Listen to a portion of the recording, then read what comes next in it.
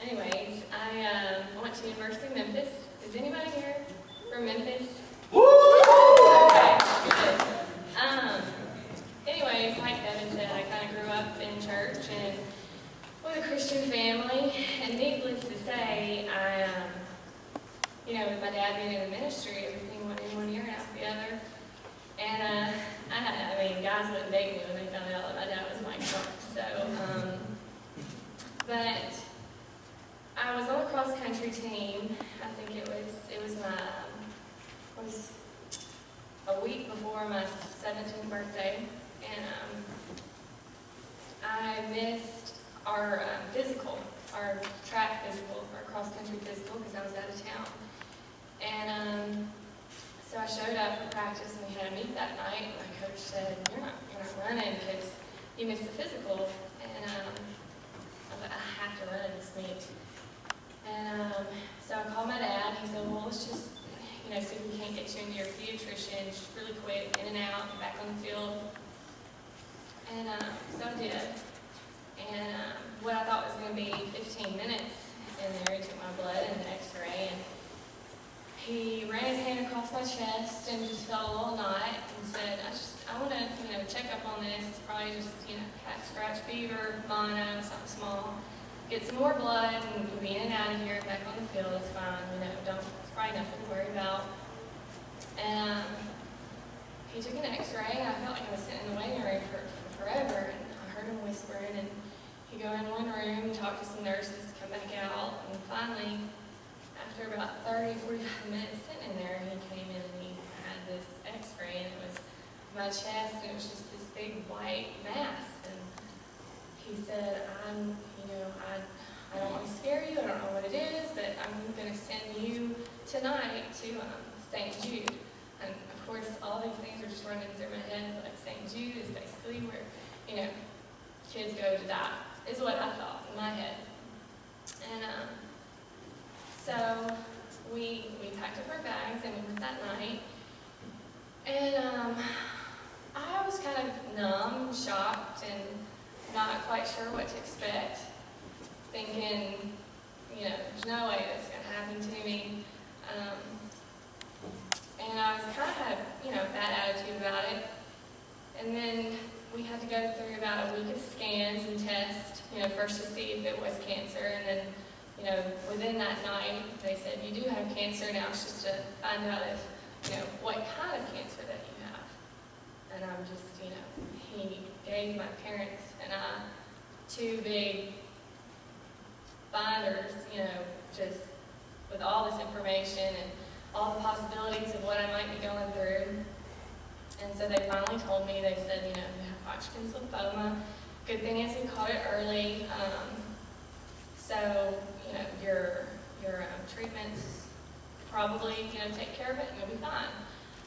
And so, I'm thinking, not quite sure what to expect of this. And so I had 5 months of chemotherapy and a month of radiation, but before I started that, my doctor said, one of the biggest side effects is you're going to lose your hair. And of course I said, I do not care what type of side effects I get, bring them on, I'm not losing my hair. And being in high school, that's, very important is your looks, or to me, was too important. And so, I'm going, throughout, I haven't even started my first treatment yet. We're still going through scans, still preparing me for everything. And I'm just thinking to myself, I refuse to lose my hair. I refuse to this is not going to happen to me. So my first treatment rolled around, and I still have my hair, and I'm thinking, oh, it's just great, fine, I feel fine. And second treatment rolled around, and it started thinning out. And then I think it was around the second treatment, my dad and I went outside to the courtyard in St. Jude. The first few weeks I was there, I was mainly inside, having scans and blood taken and x-rays, and really once all that slowed down and I started the treatments, I started noticing the kids around me, and these, 3-year-olds and babies, and the parents would come up, they're so kind, and what's going on? What do you have? And I have Hodgkin's lymphoma. Oh, well, that's great, because it's the most curable cancer you can have. And so of course I started asking, well, what about, this little kid, 4 years old? Well, leukemia will be here for, we've been here for 3 years, probably have another year to go, and it's 3 years of this stuff. And I just realized, how selfish I was, and I had it, pretty good. I had 6 months of treatment versus these kids, years, and not even sure if they're still going to make it. But, I was sitting in the courtyard with my dad, and I just realized how selfish I was, because, I was sitting there thinking about my parents, and I got to get through this, and how, what are people in high school going to think? My friends going to think, with the medicine I was taking, it was making me gain and lose weight and completely change my appearance, and I hated looking in the mirror. But I had finally, my veins collapsed because with the chemotherapy, we started doing, we just did it through a butterfly line or pick, and where I just took the chemo, and then they pulled the needle out, and I was good to go. And finally, my veins collapsed, and so they're like, well, let's try, they tried every vein possible in my body, and they're like, well, let's try your feet now. And my arms were black, completely black. And I had worn Converse socks that had the little Converse signs on them, which made little indentions on my feet. And they're like, because you wore these socks, we cannot, we can't give you your chemo through just a prick, just through a little needle, so we're going to have to put a PICC line in your arm. And I've seen these kids walking around with these huge ports, plastic ports that they would put in their chest. And, it's swollen, and it's red, and it's, tubes and wires hanging out, and I'm just, this is not happening to me. And they said, no, don't worry about it. I don't think, you're going to have a port. We're going to try the PICC line. So they took me into the room, and they said, this will be really quick. And I said, well, where's the anesthesia? Oh, no, this will be fine. You won't feel it so quick. So they inserted a tube that went up my arm and dropped on top over my heart. And, basically, you just hooked the chemo up to it. And, I thought that was just the worst thing ever. And I went and sat down when I was waiting before to get, my treatment started, to get my chemo. And this little girl that I befriended, her name was Isabel, and she'd been there for 4 years, and she didn't have any hair, and she came inside, she was going to sit down on my lap, and she put her little hand on my arm where she saw my PICC line, and she said, does it hurt? And I said, yeah, it hurts. And she opened up her shirt, and it was swollen and bleeding, and she goes, I know how you feel. It hurts me too. And, it's just, I felt selfish. I felt, you don't think you're going to connect with a 4-year-old. And I did. I just realized there's so much more to life and the little things, and sometimes God can prompt you with a feather or freight train. And for me, it took that. It took the second. But it really changes your life, and it changed mine. And I think that suffering makes you into a special person. And I don't know, it doesn't always mean that it's a sickness.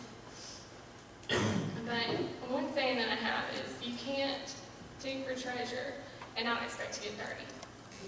You're not going to find who you are and the important things in life unless you get dirty, unless you go through some hot water. And I have a couple of Bible verses that I wanted to share. One is Hebrews 12, verse 4 and 6 and 11. says, "My sons, do not make light of the Lord's discipline, and do not lose heart when he rebukes you, because the Lord disciplines those he loves, and he punishes everyone he accepts as a son. No discipline seems pleasant at the time, but painful. Later on, however, produces a harvest of righteousness and peace for those who have been trained by it." Now, I'm not saying that God used it to discipline me, just because you have hardships or whatever. It doesn't mean that, God's punishing you for something that you did, but maybe just to get a hold of you. And when he does that, he's there, and it's just a knock on the door. I'm here, draw close to me. Because when you count God out and things happen in your life,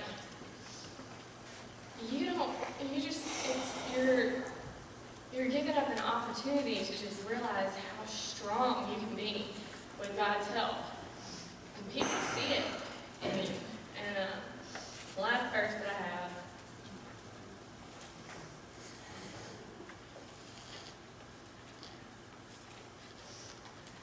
and I'm sure, this one's a pretty popular verse. You've probably heard it before, but it says, it's Romans 5:2. Or 5:3. Not only so, but we also rejoice in our sufferings, because we know that suffering produces perseverance. Perseverance, character, and character, hope. And hope does not disappoint us, because God has poured out his love into our hearts by the Holy Spirit, whom he has given us. Whatever it may be that you're going through, a lot of people write God off or become angry or upset, but I think it's the perfect time to really just find out who you are as a person, and just, what do you want from me? What do you want to learn, or what do I need to learn about myself, God? And that doesn't always mean that your suffering ends. The cancer's over with, and I'm fine, and I was on track for a while, and then I went to college and took full advantage of my college experience, to say the least, and God brought about other things in my life to get a hold of my attention again. We're human, and it's, we're going to experience hardships, and we're going to go back to God, and we're going to stray from God. We've got to remember that he's using these things to keep us close and to learn from. So just whatever it may be that you're going through, just ask God, what do you want me to learn from this? And you will become an amazing person, and the things that matter the most in life will become so important to you. So that's all.